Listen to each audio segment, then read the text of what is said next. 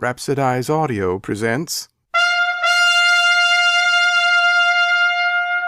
A Rhapsody of Words by William Shakespeare. Performed by Janny Meisberger. By Dennis Daly. By Capricia Page. By Bob Gonzalez.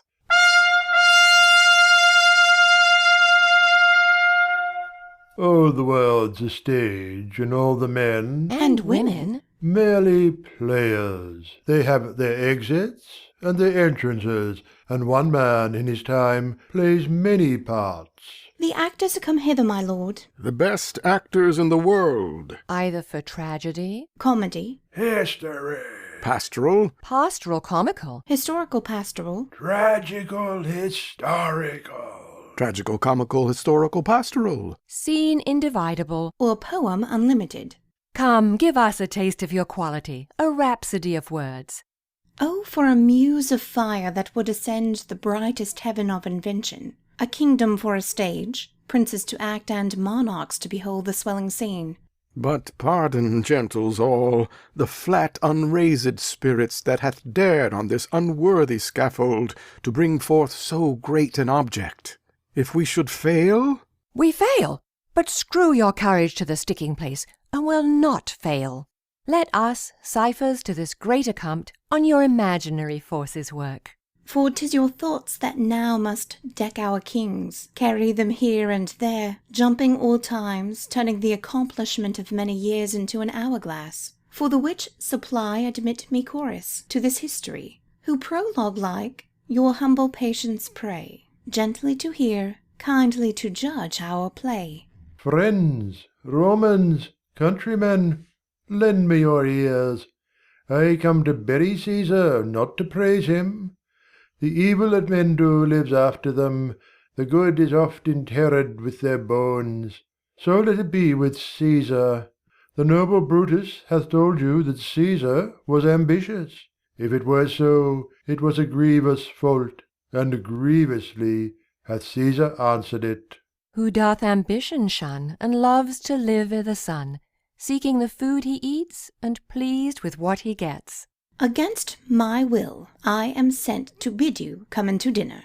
fair Beatrice, I thank you for your pains. I took no more pains for those thanks than you took pains to thank me. If it had been painful, I would not have come. You take pleasure, then, in the message? Yea, just so much as you may take upon a knife's point, and choke a door withal. You have no stomach, senor? Fare you well.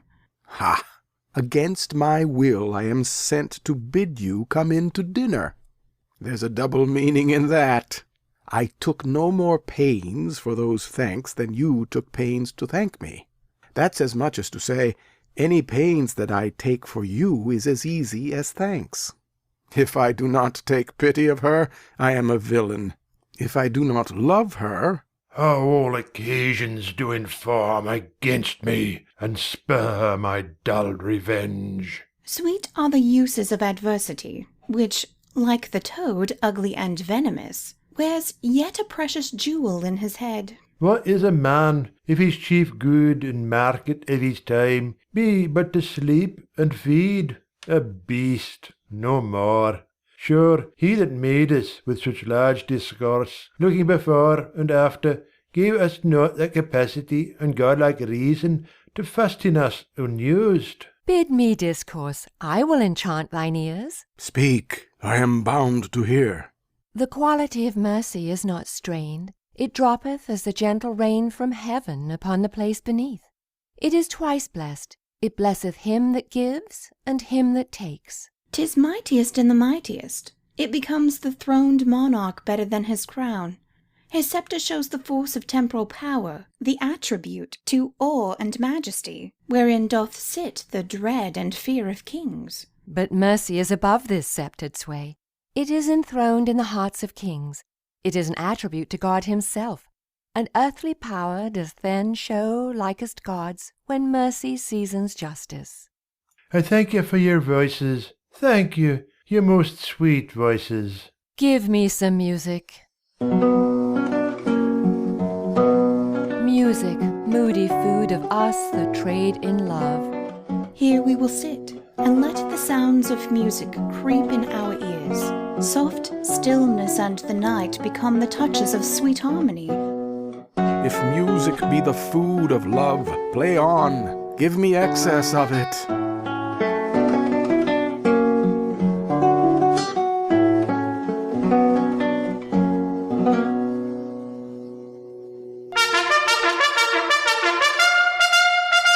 Once more unto the breach, dear friends, once more. I see you stand like greyhounds in the slips, straining upon the start. The game's afoot. Follow your spirit, and upon this charge cry, Howl, howl, howl, howl.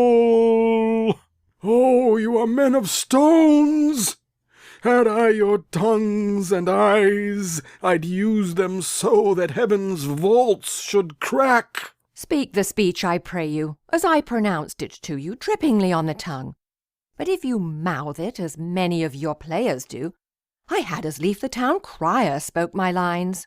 So the action to the word to the action, with this special observance, that you o'erstep not the modesty of nature. For anything so o'erdone is from the purpose of playing, whose end, both at the first and now, was and is to hold, as it were, the mirror up to nature. To show virtue her own feature, scorn her own image, and the very age and body of the time his form and pressure.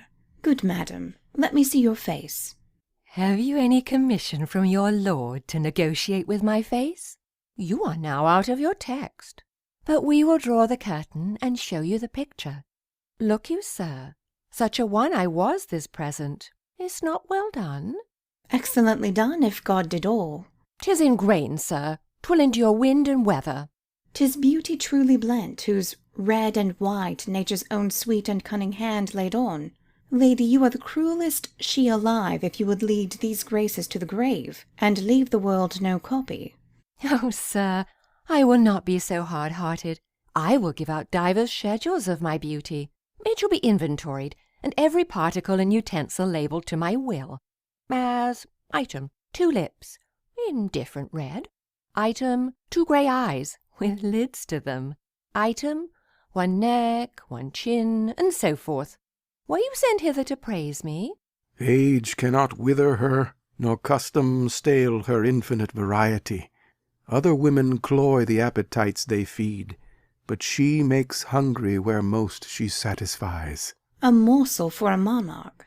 Did I, Charmian, ever love Caesar so? Oh, that brave Caesar! Be choked with such another emphasis. Say the brave Antony. The valiant Caesar! By Isis, I will give thee bloody teeth if thou with Caesar paragon again, my man of men. By your most gracious pardon, I sing but after you. My salad days, when I was green in judgment, cold in blood, to say as I said then.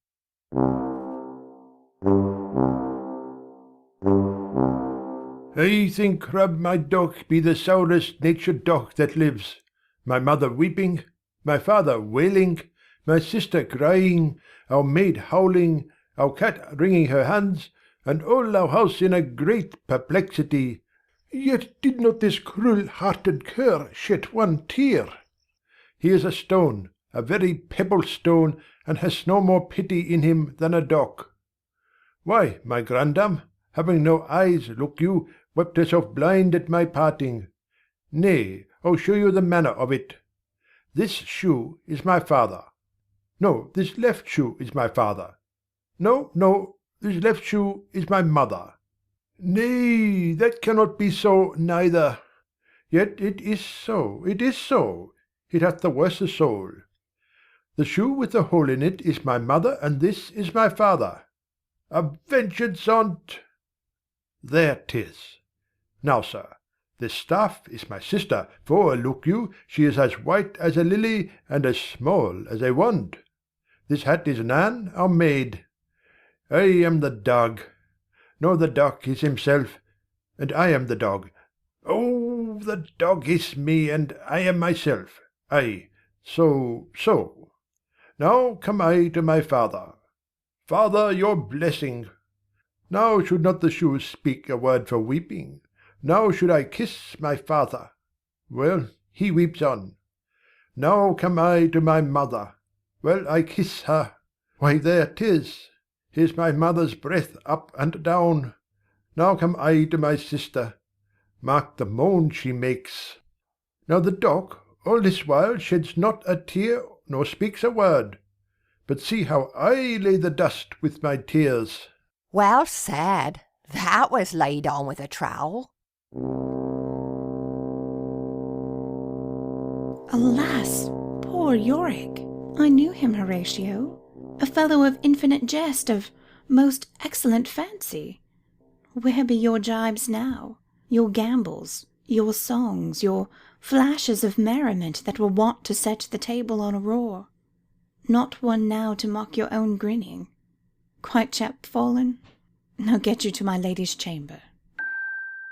Good night, good night. Parting is such sweet sorrow. Our revels now are ended. These our actors, as I foretold you, were all spirits, and are melted into air, into thin air.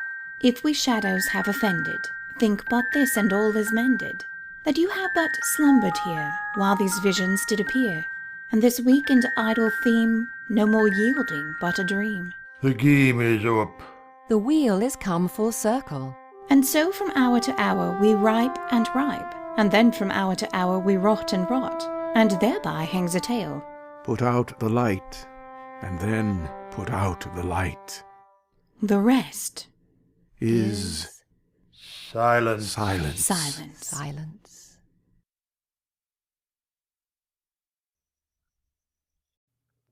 Rhapsodize Audio presents How Sweet the Moonlight Sleeps Upon This Bank, Lorenzo's monologue from Act 5, Scene 1 of The Merchant of Venice by William Shakespeare, performed by Winston Tharp.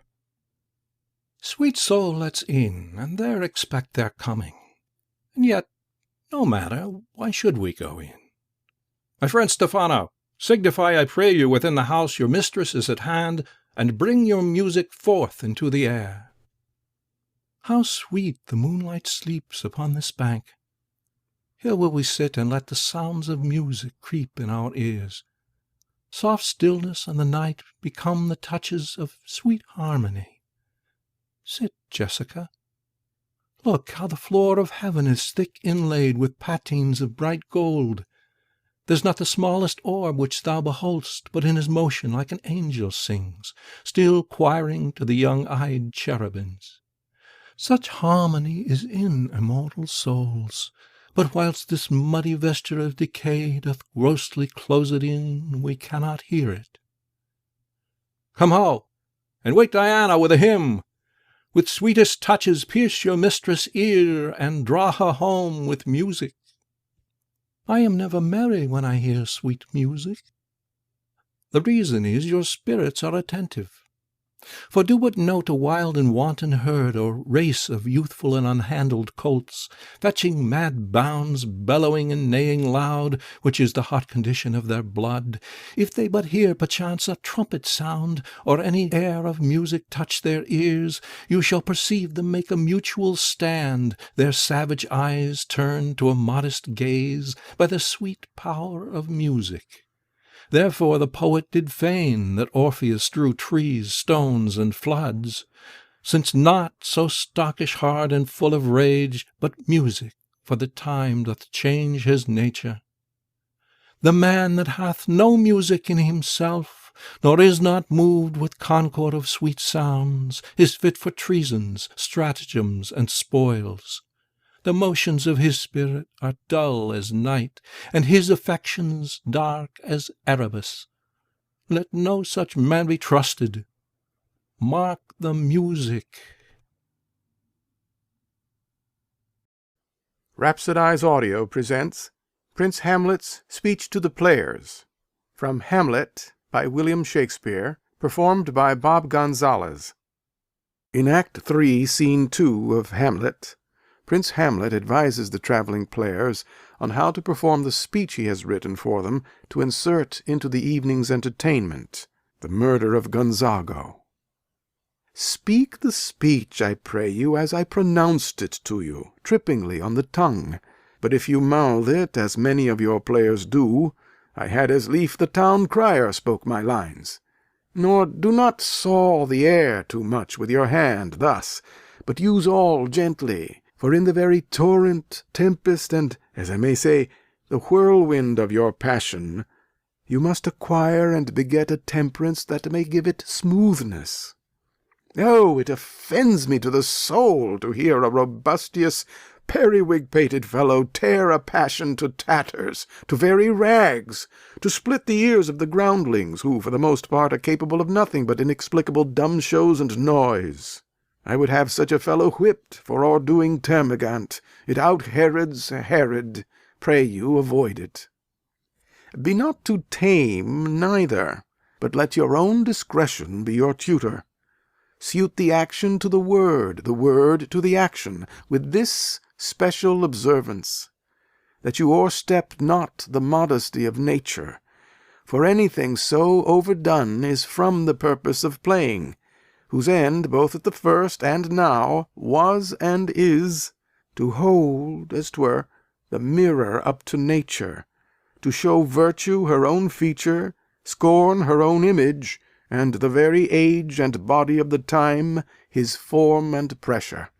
Now this overdone, or come tardy off, though it make the unskilful laugh, cannot but make the judicious grieve, the censure of the which one must in your allowance o'erweigh a whole theatre of others. Oh, there be players that I have seen play and heard others praise, and that highly, not to speak it profanely, that, neither having the accent of Christians, nor the gait of Christian, pagan, or man, have so strutted and bellowed, that I have thought some of nature's journeymen had made men, and not made them well. They imitated humanity so abominably. And let those that play your clowns speak no more than is set down for them, for there be of them that will themselves laugh, to set on some quantity of barren spectators to laugh too, though in the meantime some necessary question of the play be then to be considered.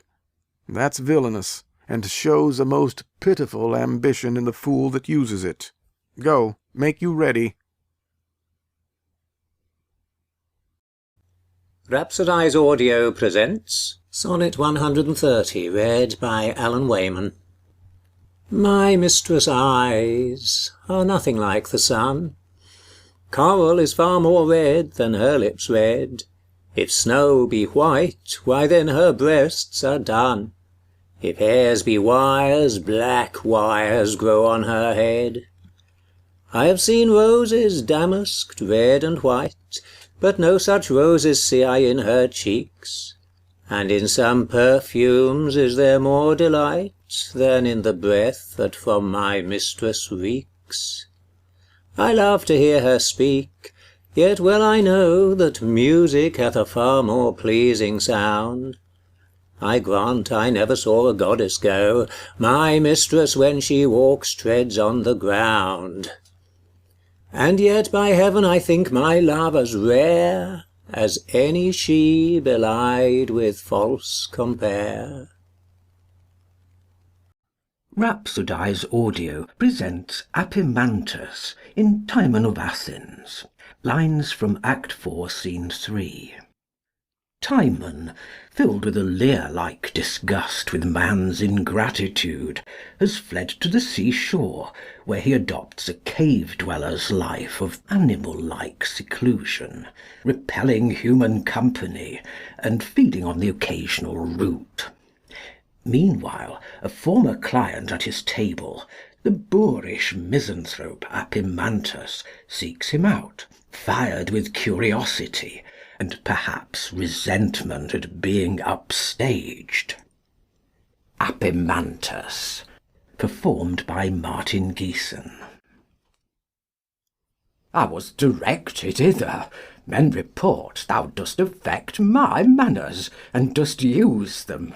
This is in thee a nature but infected, a poor unmanly melancholy, sprung from change of fortune.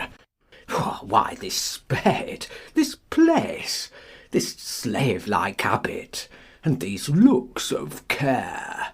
Thy flatterers yet wear silk, drink wine, lie soft, hug their diseased perfumes, and have forgot that ever Timon was.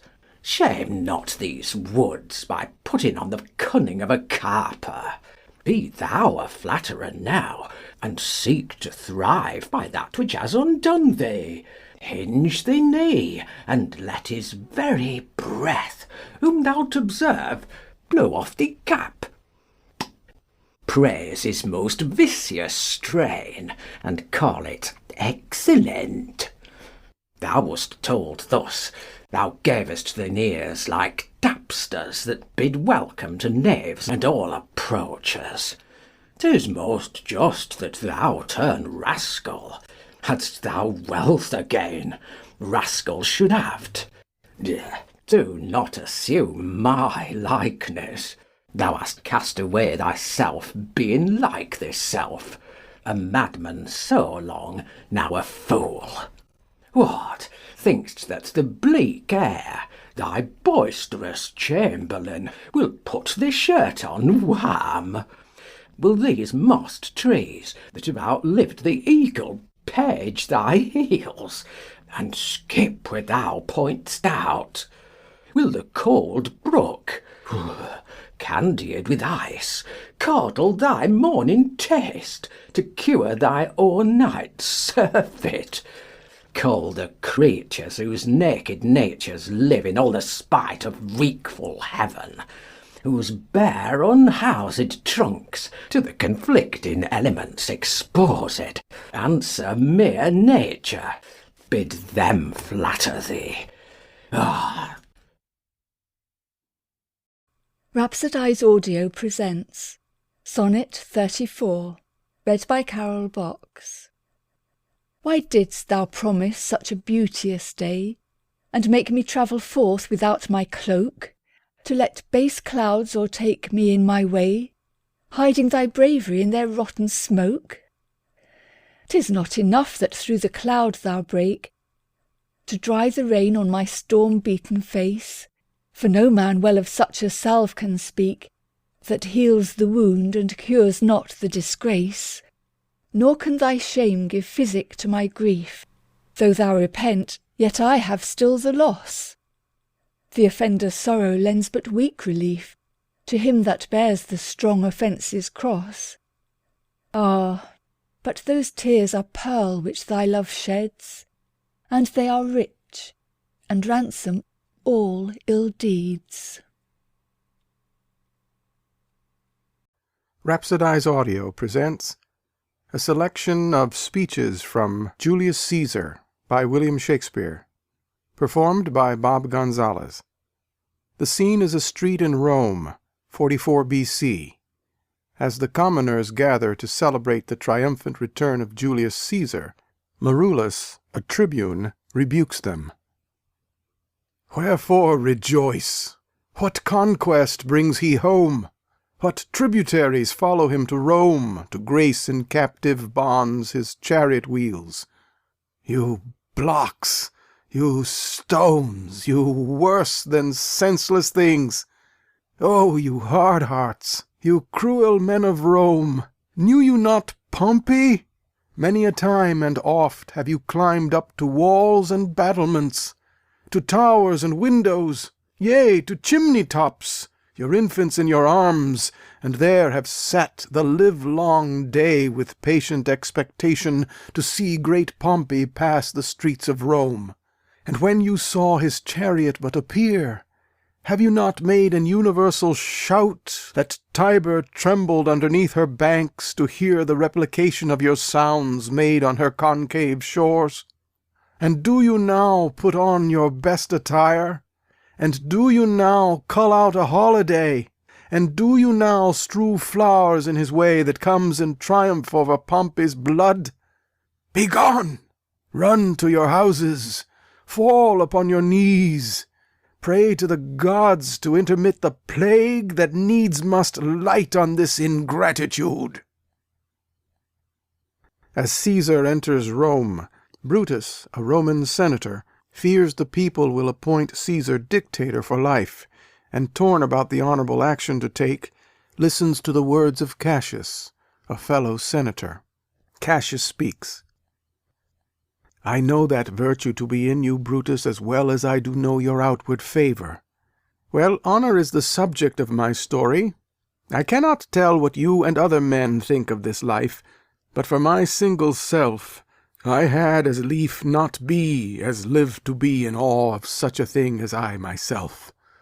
I was born free as Caesar, so were you.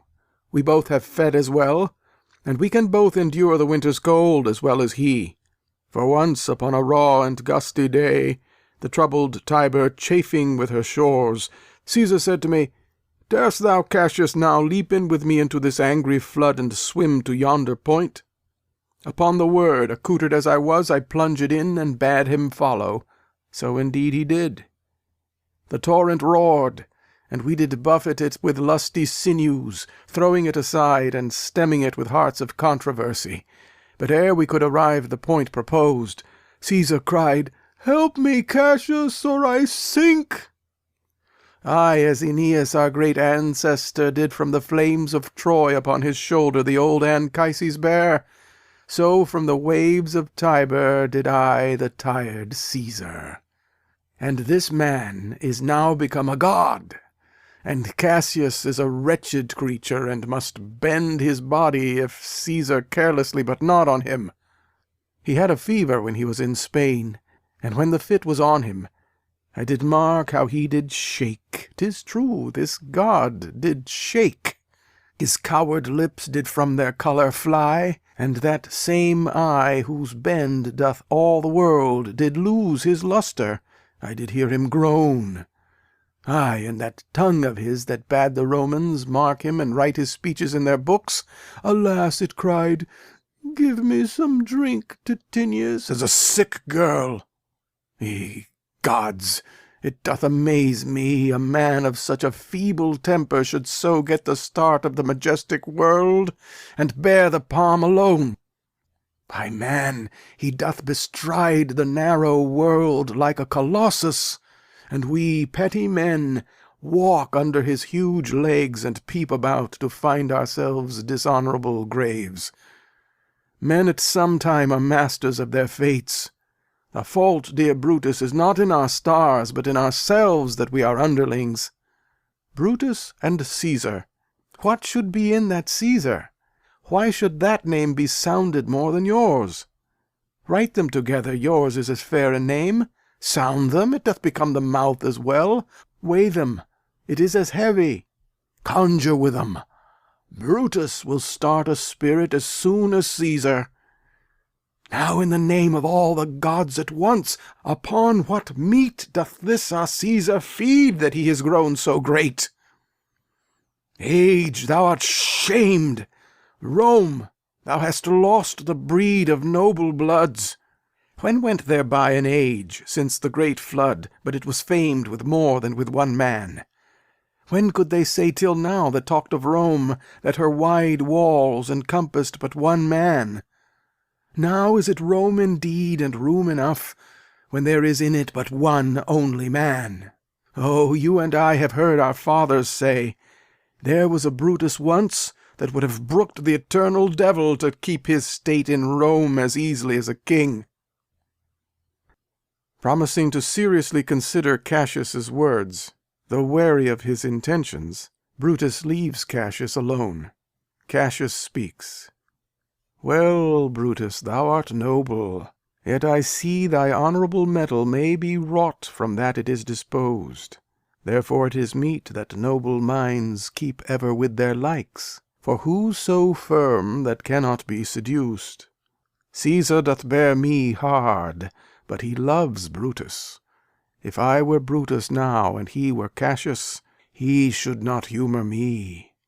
I will this night in several hands in at his windows throw, as if they came from several citizens, writings, all tending to the great opinion that Rome holds of his name, wherein obscurely Caesar's ambition shall be glanced at, and after this let Caesar seat him sure, for we will shake him, or worse days endure. Later that evening, Brutus contemplates the action he must take against Caesar. It must be by his death, and for my part, I know no personal cause to spurn at him but for the general. He would be crowned. How that might change his nature, there's the question. It is the bright day that brings forth the adder, and that craves wary walking. Crown him, that, and then I grant we put a sting in him, that at his will he may do danger with. The abuse of greatness is when it disjoins remorse from power, and, to speak truth of Caesar, I have not known when his affections swayed more than his reason, but 'tis a common proof that lowliness is young ambition's ladder, whereto the climber upward turns his face. But when he once attains the upmost round, he then unto the ladder turns his back, looks in the clouds, scorning the base degrees by which he did ascend. So Caesar may, then, lest he may, prevent. And since the quarrel will bear no colour for the thing he is, fashion it thus, that what he is augmented would run to these and these extremities, and therefore think him as a serpent's egg, which hatched would as his kind grow mischievous, and kill him in the shell. On the Ides of March, Caesar answers the plea of the conspirators for mercy on Publius Cimber. I could be well moved if I were as you. If I could pray to move, prayers would move me.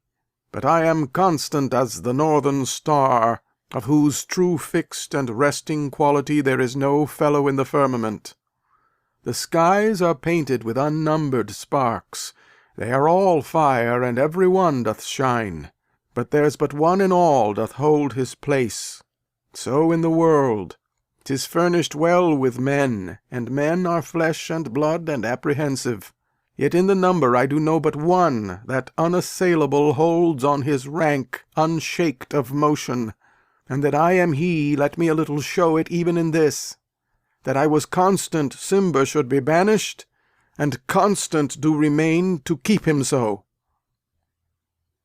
Thereafter, one by one, the conspirators plunged their daggers into Caesar's body. Mark Antony, having fled the Capitol in horror at the assassination of Caesar, warily returns and humbly presents himself to the conspirators, deftly winning their consent to deliver Caesar's funeral oration. When the conspirators leave the stage, Antony is left alone with the body of Caesar. Oh, pardon me, thou bleeding piece of earth, that I am meek and gentle with these butchers.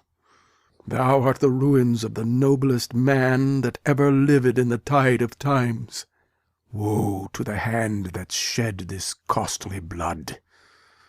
Over thy wounds now do I prophesy, which like dumb mouths do ope their ruby lips to beg the voice and utterance of my tongue. A curse shall light upon the limbs of men. Domestic fury and fierce civil strife shall cumber all the parts of Italy. Blood and destruction shall be so in use, and dreadful objects so familiar, that mothers shall but smile when they behold their infants quartered with the hands of war, all pity choked with custom of fell deeds, and Caesar's spirit, ranging for revenge, with 80 by his side come hot from hell, shall in these confines with a monarch's voice cry havoc, and let slip the dogs of war, that this foul deed shall smell above the earth with carrion men groaning for burial. Antony, after much struggle to win over a hostile crowd, speaks to them over the body of Caesar. If you have tears, prepare to shed them now. You all do know this mantle. I remember the first time ever Caesar put it on. 'Twas on a summer's evening in his tent that day he overcame the Nervii. Look, in this place ran Cassius' dagger through. See what a rent the envious Casca made! Through this the well-beloved Brutus stabbed, and as he plucked his cursed steel away, mark how the blood of Caesar followed it, as rushing out of doors, to be resolved if Brutus so unkindly knocked or no, for Brutus, as you know, was Caesar's angel. Judge, O you gods, how dearly Caesar loved him. This was the most unkindest cut of all, for when the noble Caesar saw him stab, ingratitude, more strong than traitor's arms, quite vanquished him, then burst his mighty heart, and in his mantle muffling up his face, even at the base of Pompey's statua, which all the while ran blood, great Caesar fell. Oh, what a fall was there, my countrymen! Then I and you and all of us fell down, whilst bloody treason flourished over us. Oh, now you weep, and I perceive you feel the dint of pity. These are gracious drops. Kind souls, what, weep you when you but behold our Caesar's vesture wounded? Look you here! Here is himself, marred as you see with traitors. Good friends, sweet friends, let me not stir you up to such a sudden flood of mutiny. They that have done this deed are honourable. What private griefs they have, alas, I know not, that made them do it. They are wise and honourable, and will, no doubt, with reasons answer you.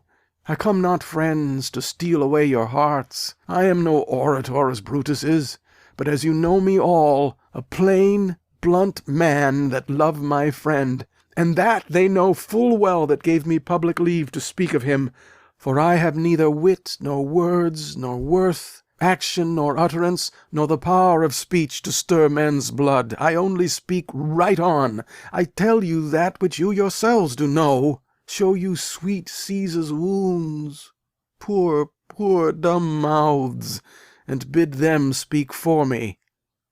But were I Brutus, and Brutus Antony, there where an Antony would ruffle up your spirits, and put a tongue in every wound of Caesar that should move the stones of Rome to rise and mutiny. Antony's words indeed stir the hearts of the people, and civil war quickly breaks out, with Antony leading the charge against Brutus and Cassius.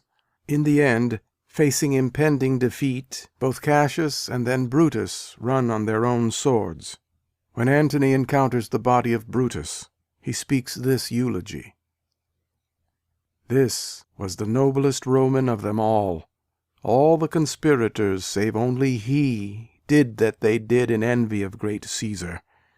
He only, in a general honest thought and common good to all, made one of them. His life was gentle, and the elements so mixed in him that nature would stand up and say to all the world, "This was a man." Rhapsodize Audio presents Shakespeare's Sonnet 18, performed by Rhonda Fetterman. Shall I compare thee to a summer's day? Thou art more lovely and more temperate. Rough winds do shake the darling buds of May, and summer's lease hath all too short a date. Sometime too hot the eye of heaven shines, and often is his gold complexion dimmed. And every fair from fair sometime declines, by chance or nature's changing course untrimmed. But thy eternal summer shall not fade, nor lose possession of that fair thou owest, nor shall death brag thou wanderest in his shade, when in eternal lines to time thou growest. So long as men can breathe or eyes can see, so long lives this, and this gives life to thee.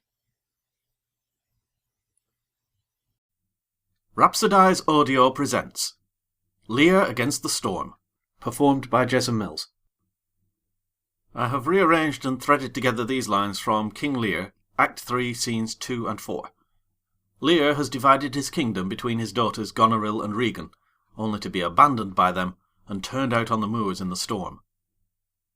Blow, winds, and crack your cheeks! Rage, blow! You cataracts and hurricanos, spout till you have drenched our steeples, drowned the cocks! You sulphurous and thought-executing fires! Vaunt couriers to oak-cleaving thunderbolts, singe my white head!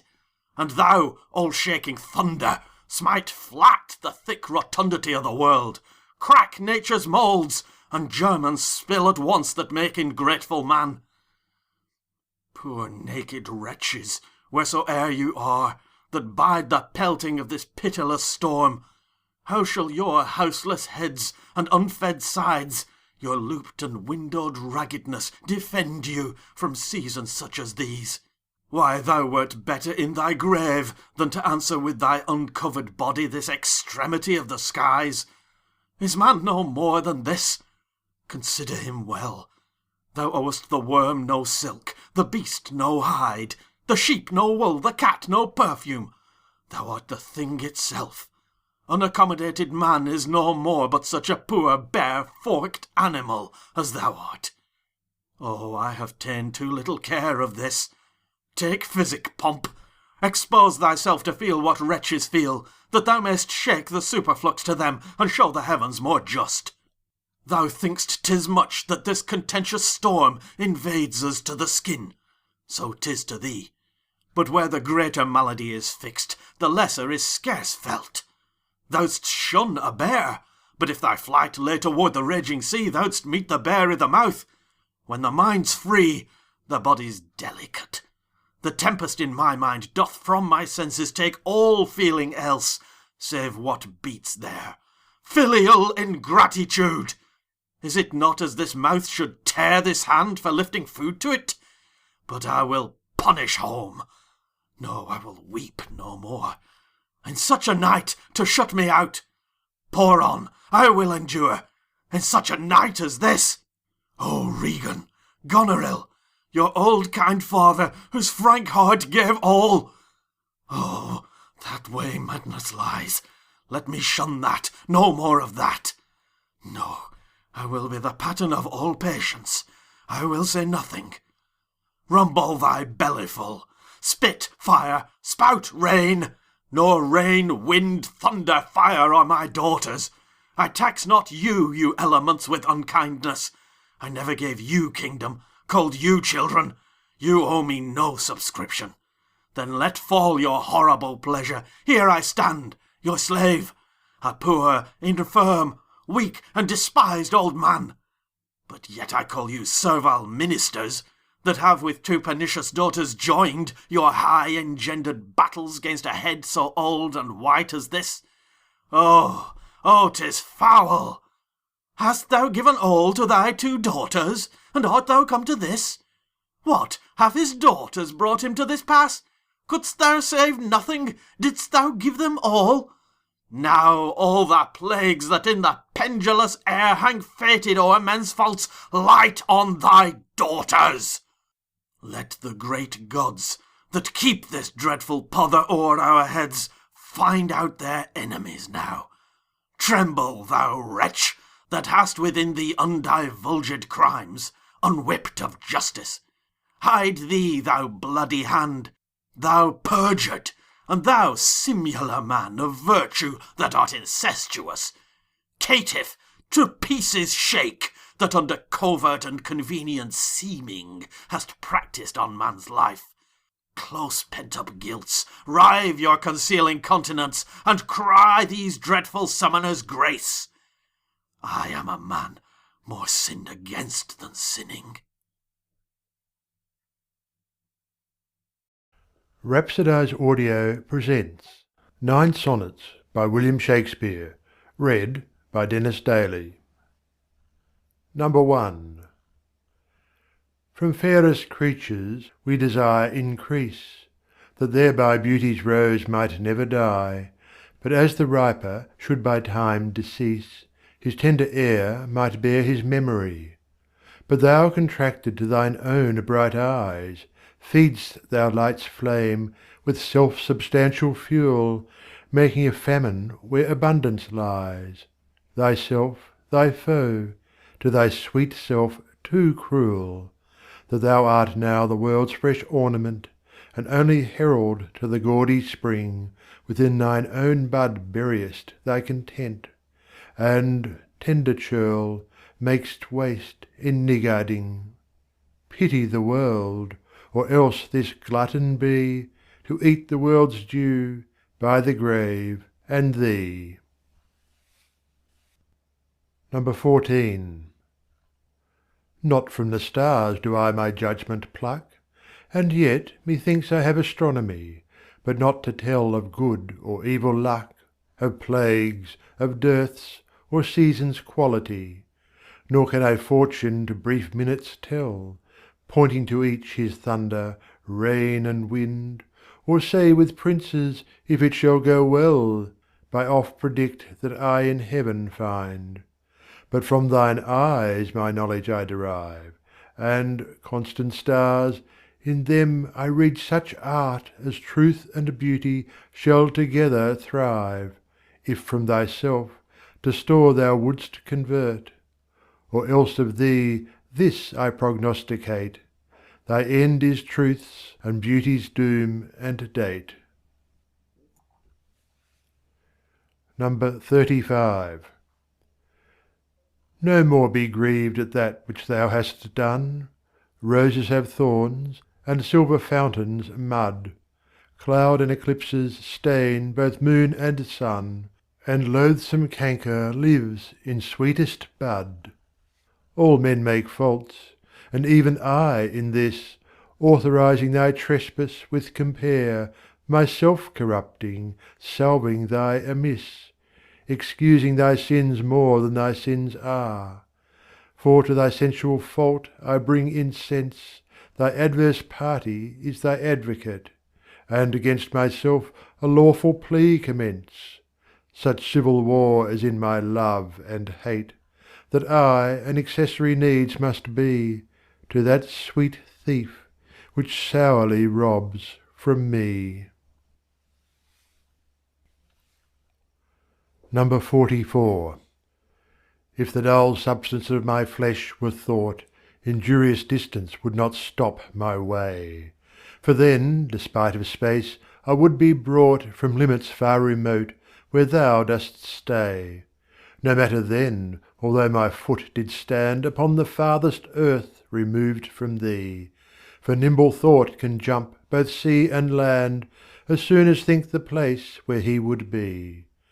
But thought kills me, that I am not thought, to leap large lengths of miles when thou art gone, but that, so much of earth and water wrought, I must attend time's leisure with my moan, receiving naught by elements so slow but heavy tears, badges of either's woe. 45. The other two, slight air and purging fire, are both with thee wherever I abide. The first my thought, the other my desire. These present, absent with swift motion slide. For when these quicker elements are gone in tender embassy of love to thee, my life, being made of four, with two alone sinks down to death, oppressed with melancholy. Until life's composition be recured by those swift messengers returned from thee, who even but now come back again, assured of thy fair health, recounting it to me. This told, I joy, but then no longer glad. I send them back again, and straight grow sad. 71. No longer mourn for me when I am dead, then you shall hear the surly sullen bell give warning to the world that I am fled from this vile world, with vilest worms to dwell.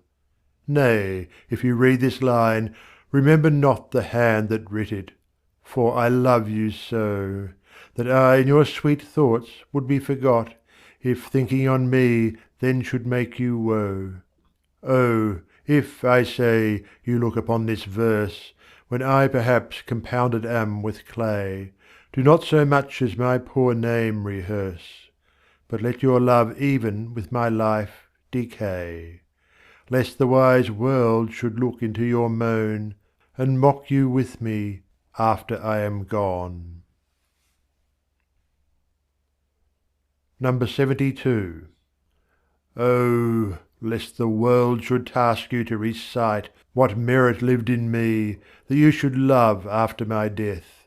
Dear love, forget me quite, for you in me can nothing worthy prove, unless you would devise some virtuous lie, to do more for me than mine own desert, and hang more praise upon deceased I, than niggard truth would willingly impart. Oh, lest your true love may seem false in this, that you, for love, speak well of me untrue, my name be buried where my body is, and live no more to shame nor me nor you. For I am shamed by that which I bring forth, and so should you, to love things nothing worth. Number 73. That time of year thou mayst in me behold, when yellow leaves, or none, or few, do hang upon those boughs which shake against the cold, bare ruined choirs, where late the sweet birds sang. In me thou seest the twilight of such day as after sunset fadeth in the west, which by and by black night doth take away, death's second self, that seals up all in rest. In me thou seest the glowing of such fire that on the ashes of his youth doth lie, as the deathbed, whereon it must expire, consumed with that which it was nourished by. This thou perceiv'st, which makes my love more strong, to love that well which thou must leave ere long. Number 74. But be contented when that fell arrest without all bail shall carry me away. My life hath in this line some interest, which for memorial still with thee shall stay. When thou reviewest this, thou dost review the very part was consecrate to thee. The earth can have but earth, which is his due. My spirit is thine, the better part of me. So when thou hast but lost the dregs of life, the prey of worms, my body being dead, the coward conquest of a wretch's knife, too base of thee to be remembered. The worth of that is that which it contains, and that is this, and this with thee remains.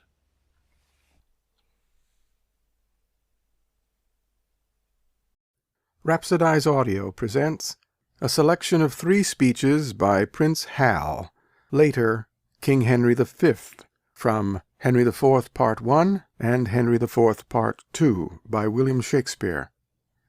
From Henry IV Part 1, Act 1, Scene 2. Prince Henry, or Hal, the wayward son of Henry IV, wastes his afternoon bandying wits with Falstaff and his crew of lowlifes, even agreeing to accompany them in their plans for robbery. But when they leave the stage, Hal reveals his darker purpose, to cast them all aside when the time is ripe. Hal speaks. I know you all, and will awhile uphold the unyoked humour of your idleness. Yet herein will I imitate the sun, who doth permit the base contagious clouds to smother up his beauty from the world, that when he please again to be himself, being wanted, he may be more wondered at by breaking through the foul and ugly mists of vapours that did seem to strangle him. If all the year were playing holidays, to sport would be as tedious as to work. But when they seldom come, they wished for come, and nothing pleaseth but rare accidents. So when this loose behaviour I throw off, and pay the debt I never promised, By how much better than my word I am? By so much shall I falsify men's hopes, and like bright metal on a sullen ground, my reformation, glittering o'er my fault, shall show more goodly and attract more eyes than that which hath no foil to set it off. I'll so offend to make offence a skill, redeeming time when men think least I will. In Act 3, Scene 2, Hal has audience with the king, his father. The prince's lewd behavior, barren pleasures, and rude society greatly pain his father, who accuses him of being more an enemy to him than Henry Percy, known as Hotspur, his rival for the throne. Thoroughly shamed by the accusation, Prince Hal answers his father, "Do not think so. You shall not find it so. And God forgive them that so much have swayed your majesty's good thoughts away from me. I will redeem all this on Percy's head, and in the closing of some glorious day be bold to tell you that I am your son, when I will wear a garment all of blood, and stain my favours in a bloody mask, which, washed away, shall scour my shame with it, and that shall be the day, whene'er it lights, that this same child of honour and renown, this gallant Hotspur, this all-praised knight, and your unthought-of Harry chance to meet. For every honour sitting on his helm, would they were multitudes, and on my head my shames redoubled. For the time will come that I shall make this northern youth exchange his glorious deeds for my indignities. Percy is but my factor, good my lord, to engross up glorious deeds on my behalf, and I will call him to so strict account, that he shall render every glory up, yea, even the slightest worship of his time, or I will tear the reckoning from his heart. This in the name of God I promise here, the which, if he be pleased, I shall perform. I do beseech your majesty may salve the long-grown wounds of my intemperance. If not, the end of life cancels all bans, and I will die 100,000 deaths, ere break the smallest parcel of this vow. In Henry IV, Part 2, Act 5, Scene 4, Prince Henry, now King Henry V, upon the death of his father, and having indeed redeemed himself in his father's eyes, walks along a London street, where he passes Falstaff, his profligate former mentor of vices. The old sinner calls out piteously to him, "My king, my Jove, I speak to thee, my heart." King Henry replies, "I know thee not, old man, fall to thy prayers." How ill white hairs become a fool and jester! I have long dreamed of such a kind of man, so surfeit-swelled, so old, and so profane. But being awaked, I do despise my dream.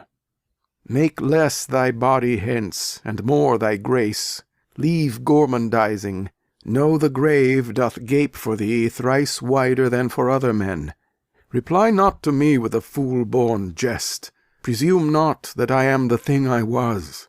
For God doth know, so shall the world perceive, that I have turned away my former self. So will I those that kept me company. When thou dost hear I am as I have been, approach me, and thou shalt be as thou wast, the tutor and the feeder of my riots. Till then, I banish thee on pain of death, as I have done the rest of my misleaders, not to come near our person by 10 mile. For competence of life I will allow you, that lack of means enforce you not to evil, and as we hear you do reform yourselves, we will, according to your strengths and qualities, give you advancement. Be it your charge, my lord, to see performed the tenor of our word. Set on. Rhapsodize Audio presents Kings and Cares, a selection of speeches from the plays of William Shakespeare, spoken On the 397th anniversary of Shakespeare's death, which is also by tradition his 449th birthday, by Alan Wayman.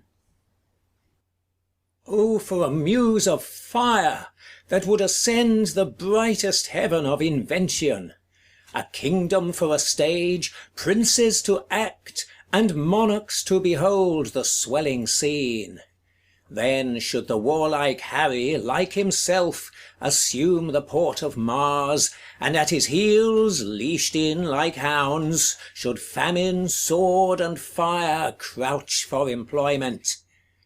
But pardon, gentles all, the flat unraised spirits that hath dared on this unworthy scaffold to bring forth so great an object. Can this cockpit hold the vasty fields of France, or may we cram within this wooden O the very casques that did affright the air at Agincourt? O pardon, since a crooked figure may attest in little place 1,000,000, and let us, ciphers to this great account, on your imaginary forces work. Suppose within the girdle of these walls are now confined 2 mighty monarchies, whose high upreared and abutting fronts the perilous narrow ocean parts asunder. Piece out our imperfections with your thoughts. Into 1,000 parts divide one man, and make imaginary puissance. Think, when we talk of horses, that you see them, printing their proud hoofs in the receiving earth. For 'tis your thoughts that now must deck our kings, carry them here and there, jumping o'er times, turning the accomplishment of many years into an hourglass. For the which supply, admit me chorus to this history, who prologue like, your humble patience pray, gently to hear, kindly to judge our play. So says the prologue to Shakespeare's play of The Life of Henry V. But the warlike Harry finds another side to war leadership. The night before the Battle of Agincourt, walking about the camp incognito, there were no universal images in those days to make his face familiar, and talking with some of his common soldiers, he has found some of them think he bears a grave responsibility for leading them into mortal danger. Upon the king, let us our lives, our souls, our debts, our careful wives, our children, and our sins lay on the king. We must bear all. O hard condition, twin-born with greatness, subject to the breath of every fool, whose sense no more can feel but his own wringing. What infinite heart's ease must kings neglect, that private men enjoy? And what have kings that privates have not too, save ceremony, save general ceremony? And what art thou, thou idle ceremony? What kind of God art thou, that sufferest more of mortal griefs than do thy worshippers? What are thy rents? What are thy comings in? O ceremony, show me but thy worth. What is thy soul of adoration? Art thou aught else but place, degree, and form, creating awe and fear in other men, wherein thou art less happy being feared than they in fearing? What drink'st thou oft instead of homage sweet, but poise and flattery? Oh, be sick, great greatness, and bid thy ceremony give thee cure. Think'st thou the fiery fever will go out with titles blown from adulation? Will it give place to flexure and low bending? Canst thou, when thou command'st the beggar's knee, command the health of it? No, thou proud dream, that play'st so subtly with a king's repose. I am a king that find thee, and I know 'tis not the balm, the sceptre, and the ball, The sword, the mace, the crown imperial, the intertissued robe of gold and pearl, the farced title running for the king, the throne he sits on, nor the tide of pomp that beats upon the high shore of this world. No, not all these thrice gorgeous ceremony, not all these, laid in bed majestical, can sleep so soundly as the wretched slave, who with a body filled and vacant mind gets him to rest crammed with distressful bread, never sees horrid night the child of hell, but like a lackey, from the rise to set, sweats in the eye of Phoebus, and all night sleeps in Elysium. Next day after dawn doth rise and help Hyperion to his horse, and follows so the ever-running year with profitable labour to his grave. And but for ceremony, such a wretch, winding up days with toil and nights with sleep, had the forehand and vantage of a king. The slave, a member of the country's peace, enjoys it, but in gross brain little wots what watch the king keeps to maintain the peace, whose hours the peasant best advantages. Now here's a king who no longer has an army. Richard II. has returned from an expedition to Ireland to find that his cousin Henry Bolingbroke has seized power, and he himself has only a few supporters left. His cousin Umerle says, "Where is the Duke my father with his power?" And Richard replies, "No matter where, of comfort no man speak. Let's talk of graves, of worms, and epitaphs, make dust our paper, and with rainy eyes write sorrow on the bosom of the earth. Let's choose executors, and talk of wills, and yet not so. For what can we bequeath, save our deposed bodies to the ground? Our lands, our lives, and all are Bolingbroke's, and nothing can we call our own but death, and that small model of the barren earth which serves as paste and cover to our bones. For heaven's sake, let us sit upon the ground and tell sad stories of the death of kings. How some have been deposed, some slain in war, some haunted by the ghosts they have deposed, some poisoned by their wives, some sleeping killed, all murdered.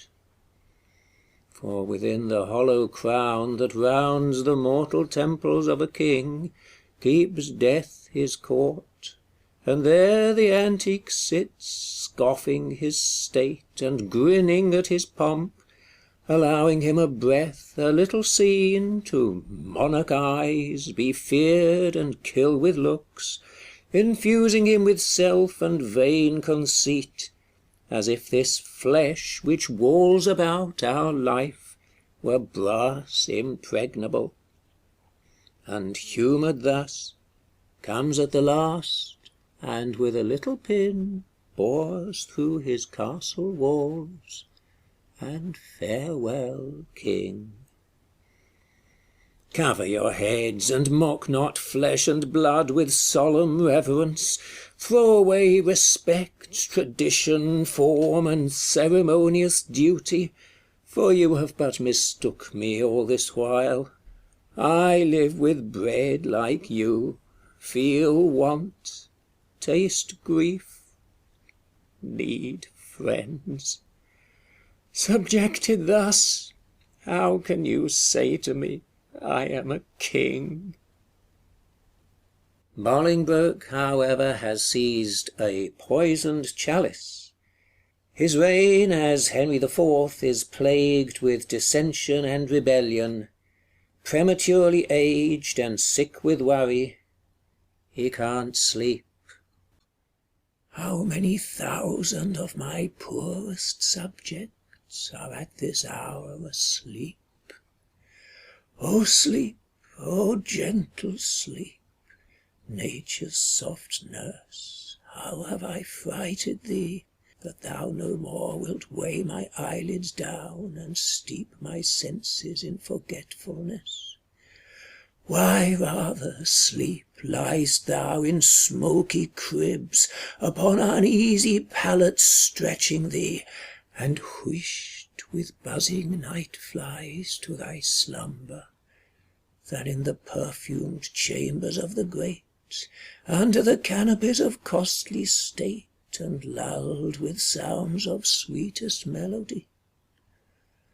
O thou dull god, why liest thou with the vile in loathsome beds, and leav'st the kingly couch a watch-case or a common larum bell? Wilt thou upon the high and giddy mast seal up the ship-boy's eyes, and rock his brains in cradle of the rude imperious surge, and in the visitation of the winds, who take the ruffian billows by the top, curling their monstrous heads, and hanging them with deafening clamours in the slippery clouds, that with the hurly death itself awakes? Canst thou, O partial sleep, give thy repose to the wet sea-boy in an hour so rude, and in the calmest and most stillest night, with all appliances and means to boot, deny it to a king? Then, happy low, lie down. Uneasy lies the head that wears a crown. Now from a real king imagining a storm to an imaginary king in a real one. Lear has in effect deposed himself by giving over his kingdom to his daughters, who have then stripped him of his retinue and dignity.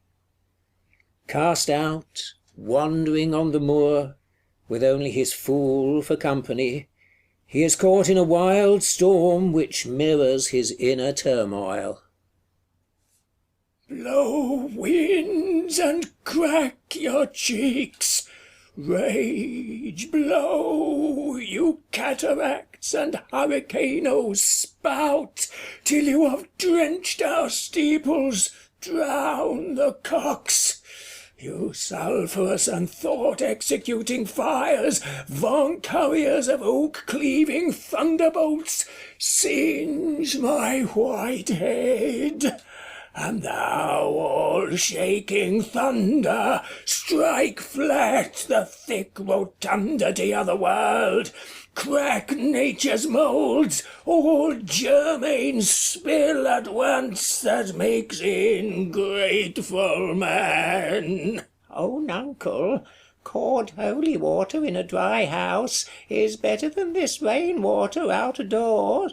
Good nuncle, in, ask thy daughter's blessing. Here's a night pities neither wise men nor fools. Rumble thy bellyful, spit fire, spout rain, nor rain, wind, thunder, fire are my daughters.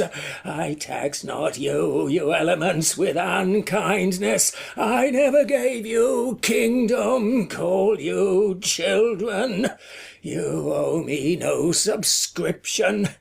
Then let fall your horrible pleasure. Here I stand, your slave, a poor, infirm, weak, and despised old man.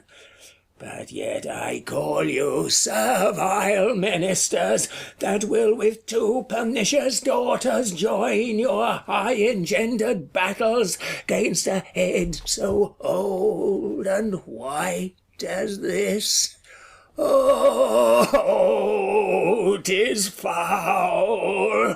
He that has a house to put his head in has a good headpiece. No. I will be the pattern of all patience.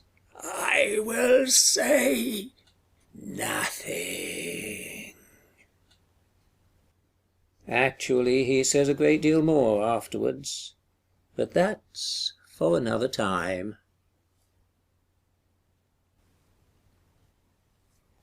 Rhapsodize Audio presents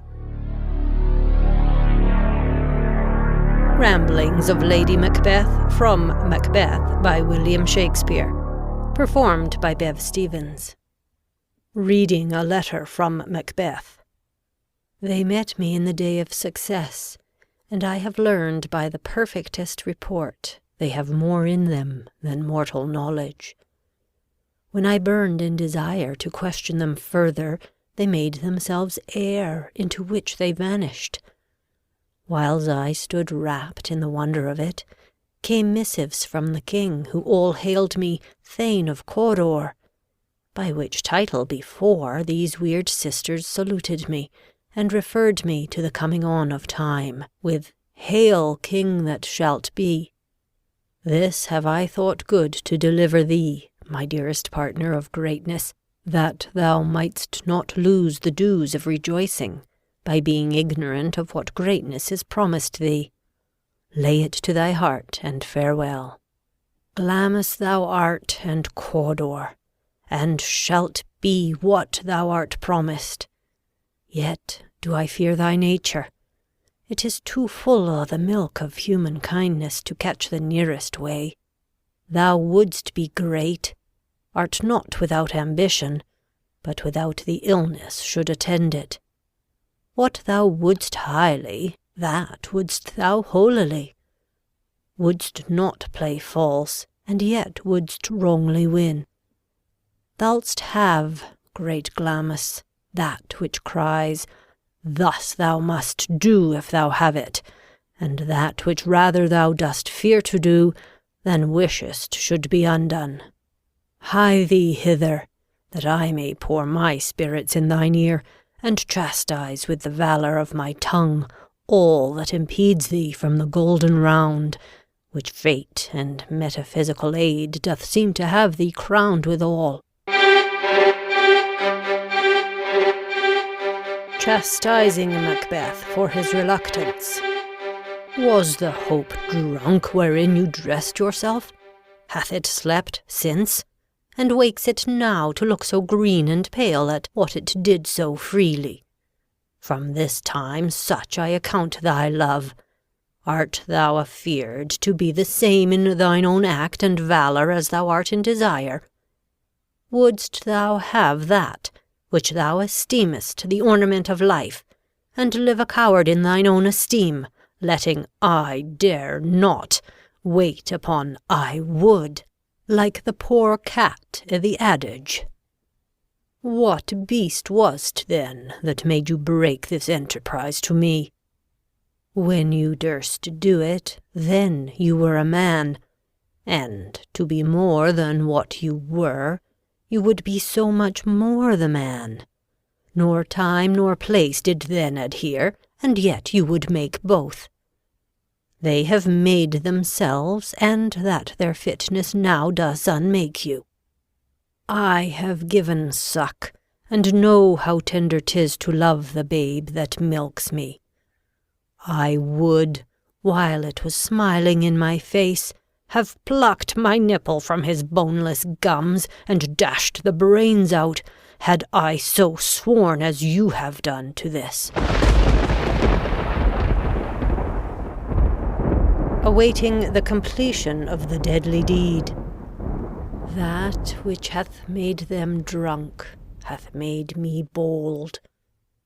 What hath quenched them hath given me fire. Hark! Peace! It was the owl that shrieked, the fatal bellman which gives the sternst good night. He is about it. The doors are open, and the surfeited grooms do mock their charge with snores. I have drugged their possets, that death and nature do contend about them, whether they live or die. Alack, I am afraid they have awaked, and 'tis not done. The attempt and not the deed confounds us. Hark! I laid their daggers ready, he could not miss 'em. Had he not resembled my father as he slept, I had done't.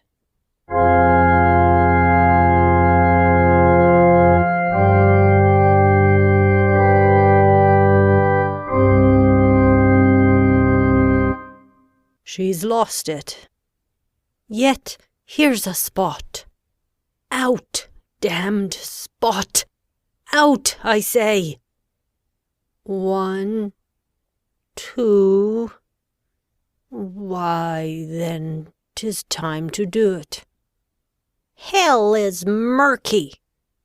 Fie, my lord, fie! A soldier and a feared! What need we fear who knows it, when none can call our power to account? Yet who would have thought the old man to have had so much blood in him? The Thane of Fife had a wife. Where is she now? What? Will these hands ne'er be clean? No more o' that, my lord, no more o' that. You marvel with this starting. Here's the smell o' the blood still. All the perfumes of Arabia will not sweeten this little hand. Oh, oh, oh! Wash your hands. Put on your nightgown. Look not so pale. I tell you yet again, Banco's buried. He cannot come out on's grave. To bed, to bed. There's knocking at the gate. Come, come, come, come, give me your hand. What's done cannot be undone. To bed, to bed, to bed.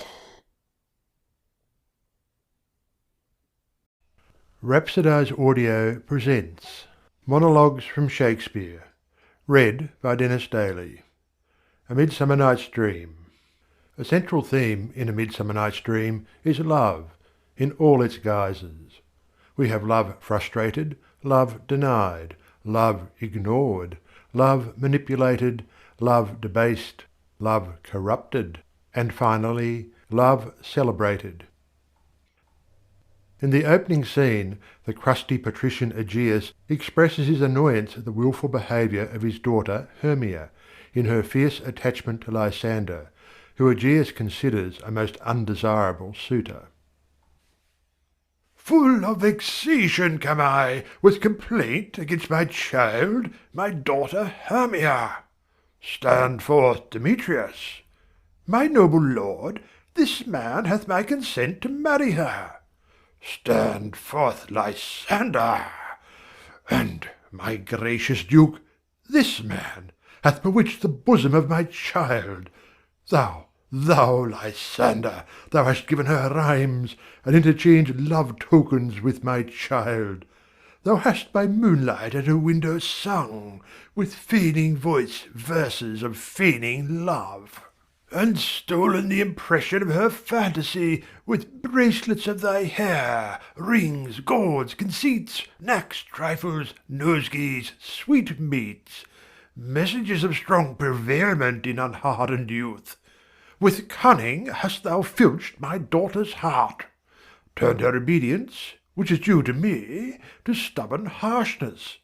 And, my gracious duke, be it so she will not here before your grace consent to marry with Demetrius, I beg the ancient privilege of Athens, as she is mine, I may dispose of her, which shall be either to this gentleman or to her death, according to our law immediately provided in that case. All is not well in the magical world of the fairy kingdom. Oberon, displeased at the refusal of his spouse, Titania, to grant him what he considers a trifling favour, the consignment of a youth in Titania's care to join Oberon's train, plans an unpleasant revenge. He wishes her to be lured into a world of hateful fantasies. Act 2, Scene 1. That very time I saw, but thou couldst not, flying between the cold moon and the earth, Cupid, all armed. A certain aim he took at a fair vestal throned by the west, and loosed his love shaft smartly from his bow, as it should pierce 100,000 hearts. But I might see young Cupid's fiery shaft quenched in the chaste beams of the watery moon, and the imperial votaress passed on, in maiden meditation, fancy free. Yet marked I where the bolt of Cupid fell. It fell upon a little western flower, before milk white, now purple with love's wound, and maidens call it love in idleness. Fetch me that flower, the herb I showed thee once. The juice of it on sleeping eyelids laid will make or man or woman madly dote upon the next live creature that it sees. Fetch me this herb, and be thou here again ere the Leviathan can swim a league. I pray thee give it me.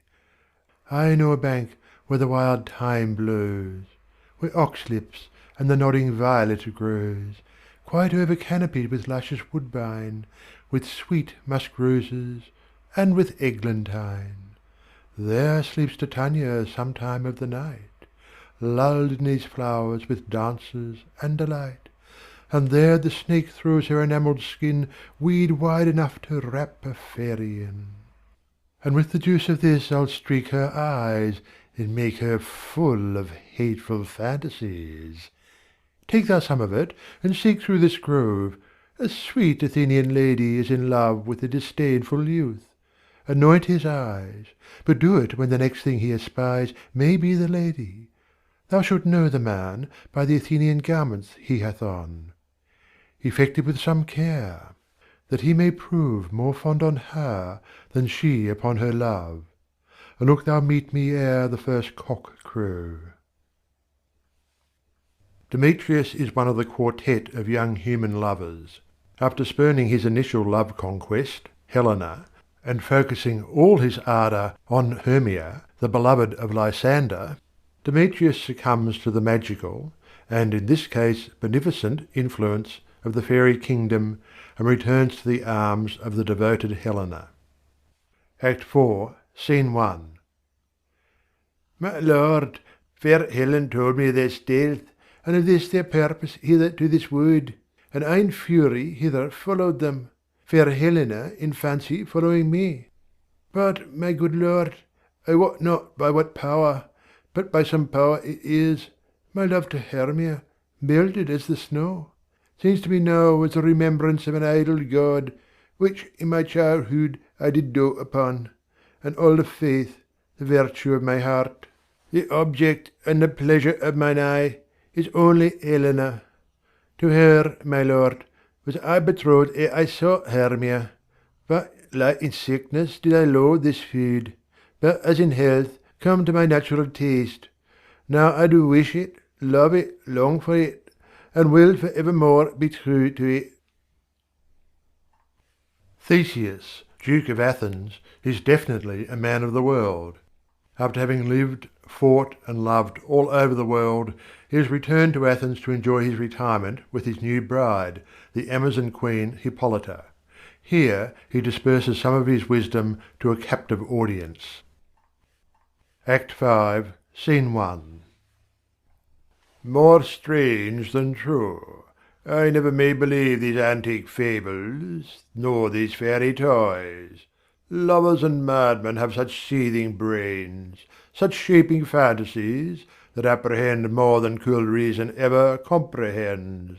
The lunatic, the lover, and the poet are of imagination all compact. One sees more devils than vast hell can hold. That is the madman. The lover, all as frantic, sees Helen's beauty in a brow of Egypt. The poet's eye, in feigned frenzy rolling, doth glance from heaven to earth, from earth to heaven, and as imagination bodies forth the forms of things unknown, the poet's pen turns them to shapes, and gives to airy nothing a local habitation and a name. Such tricks hath strong imagination, that if it would but apprehend some joy, it comprehends some bringer of that joy. Or in the night, imagining some fear, how easy is a bush supposed to bear. Peter Quince, the director of the Rude Mechanicals, who have been given the honour of entertaining Theseus at his wedding reception, is proud to present his production of the lamentable comedy of Pyramus and Thisbe. He is most anxious that none of the subtleties of his interpretation of this dramatic classic will be missed by his aristocratic audience. Act 5, Scene 1. If we offend, it is with our good will, that you should think we come not to offend, but with good will, to show our simple skill. That is the true beginning of our end. Consider then we come but in despite. We do not come as minding to content you. Our true intent is, all for your delight we are not here. That you should here repent you, the actors are at hand, and by their show you shall know all that you are like to know. Gentles, perchance you wonder at this show, but wonder on, till truth make all things plain. This man is Pyramus, if you would know. This beauteous lady Thisbe is certain. This man, with lime and rough cast, doth present Wall, that vile Wall, which did these lovers sunder. And through Wall's chink, poor souls, they are content to whisper, at the which let no man wonder. This man, with lanthorn, dog, and bush of thorn, presenteth moonshine. For, if ye will know, by moonshine did these lovers think no scorn to meet at Ninus' tomb, there to woo. This grisly beast, which Lionheart by name, the trusty Thisbe coming first by night, did scare away, or rather did affright. And as she fled her mantle she did fall, which the lion vile with bloody mouth did stain. Anon comes Pyramus, sweet youth and tall, and finds his trusty Thisbe's mantle slain. Whereat, with bloody blameful blade, he bravely broached his boiling bloody breast. And Thisbe, tarrying in mulberry shade, his dagger drew and died. For all the rest, let lion, moonshine, wall, and lovers twain at large discourse, while here they do remain.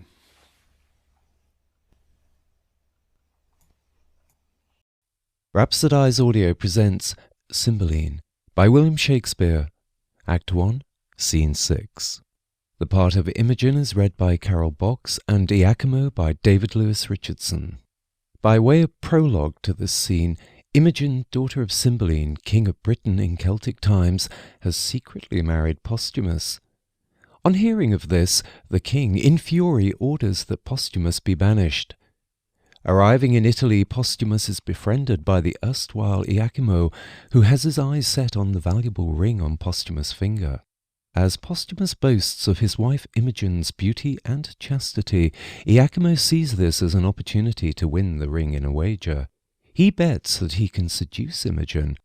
The wager accepted, Iachimo travels to the British royal court and attempts to begin his seduction of Imogen. It is here that our scene begins, with Iachimo at first suggesting that Posthumus is unworthy, and then declaiming his own love for her. But the sweet lady isn't having any of it. However, the devious Iachimo isn't to be thwarted so easily in winning the ring, and asks Imogen to store a large chest of valuables in her bedroom. and this is where our scene ends. The play goes on to tell how Iachimo hides in the chest. He steals out while Imogen sleeps and removes the bracelet from her wrist, not without noticing the birthmark below her naked breast. Armed with intimate knowledge of Our Lady's anatomy, he will to Italy with his fabricated proof that the fair lady is unfaithful. Cymbeline by William Shakespeare, Act 1, Scene 6. Continues well, my lord? His health, beseech you? Well, madam. Is he disposed to mirth? I hope he is. Exceeding pleasant. None a stranger there. So merry and so gamesome, he is called the Briton Reveller. When he was here, he did incline to sadness, and oft times not knowing why. I never saw him sad. There is a Frenchman, his companion, one an eminent monsieur, that, it seems, much loves a Gallian girl at home.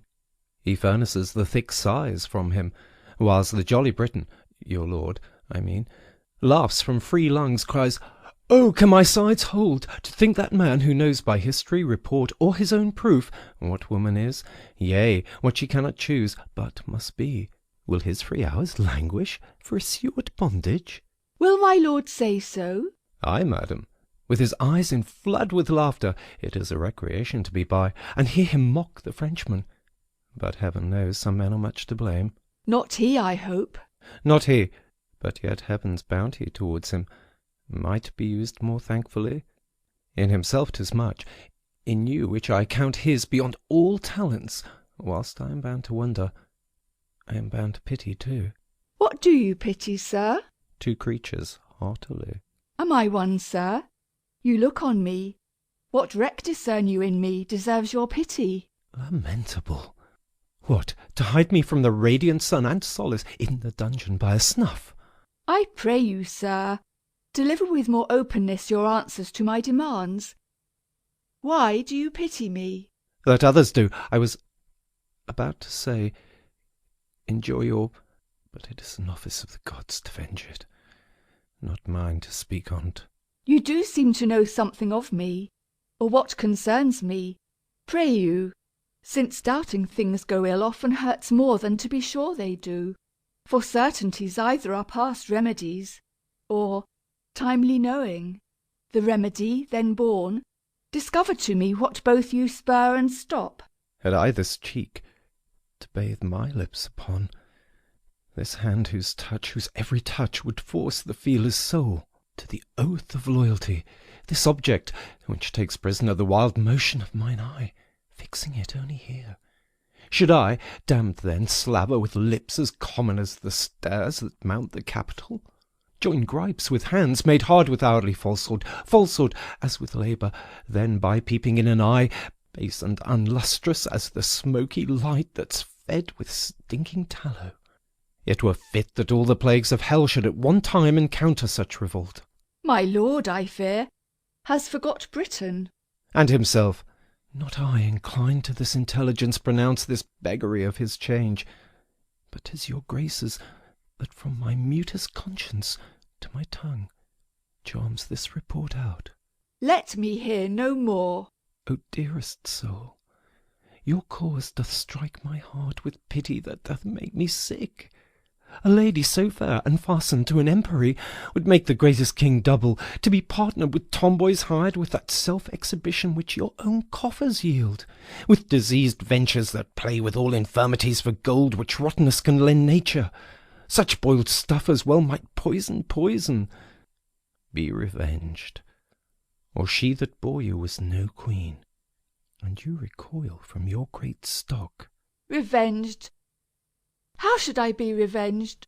If this be true, as I have such a heart that both mine ears must not in haste abuse, if it be true, how should I be revenged? Should he make me live like Diana's priest betwixt cold sheets, whilst he is vaulting variable ramps in your despite upon your purse?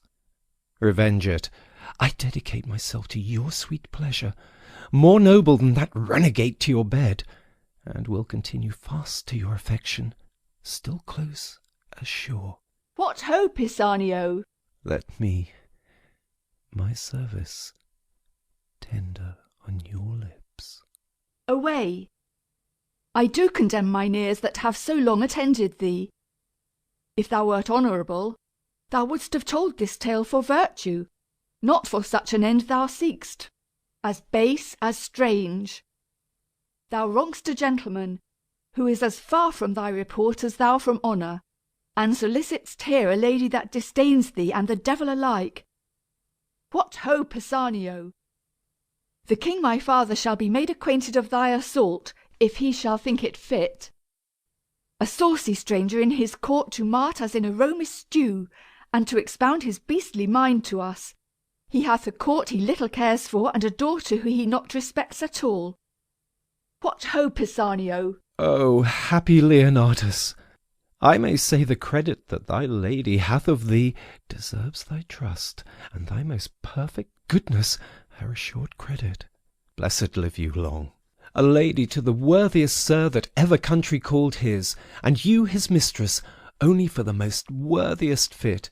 Give me your pardon, I have spoke this, to know if your affiance were deeply rooted, and shall make your lord that which he is new o'er. And he is one the truest mannered, such a holy witch that he enchants societies into him. Half all men's hearts are his. You make amends. He sits mongst men like a descended god. He hath a kind of honour sets him off, more than a mortal seeming. Be not angry, most mighty princess, that I have adventured to try your taking a false report, which hath honoured with confirmation your great judgment, in the election of a sir so rare, which you know cannot err. The love I bear him made me to fan you thus. But the gods made you unlike all others, chaffless. Pray your pardon. All's well, sir. Take my power i' the court for yours. My humble thanks. I had almost forgot to entreat your grace, but in a small request, and yet of moment too, for it concerns your lord. Myself and other noble friends are partners in the business. Pray, what is't? Some dozen Romans of us, and your lord, the best feather of our wing, have mingled sums to buy a present for the emperor, which I, the factor for the rest, have done in France. 'Tis plate of rare device, and jewels of rich and exquisite form. Their value's great, and I am something curious, being strange, to have them in safe stowage. May it please you to take them in protection? Willingly, and pawn mine honour for their safety. Since my lord hath interest in them, I will keep them in my bedchamber. They are in a trunk, attended by my men. I will make bold to send them to you. Only for this night I must aboard to-morrow. Oh, no, no. Yes, I beseech, or I shall short my word by lengthening my return.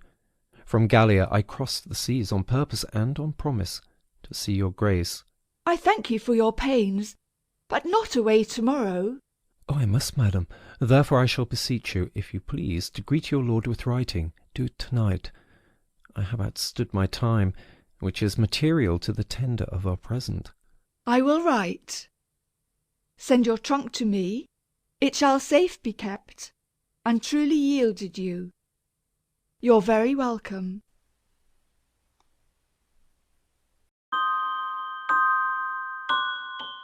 And now to close, Rhapsodize Audio presents Prospero's famous elegy from Act 4 of The Tempest, read by Alan Wayman. You do look, my son, in a moved sort, as if you were dismayed. Be cheerful, sir, our revels now are ended. These our actors, as I foretold you, were all spirits, and are melted into air, into thin air. And like the baseless fabric of this vision, the cloud-capped towers, the gorgeous palaces, the solemn temples, the great globe itself, yea, all which it inherit, shall dissolve, and like this insubstantial pageant, faded, leave not a wreck behind. We are such stuff as dreams are made on, and our little life is rounded with a sleep.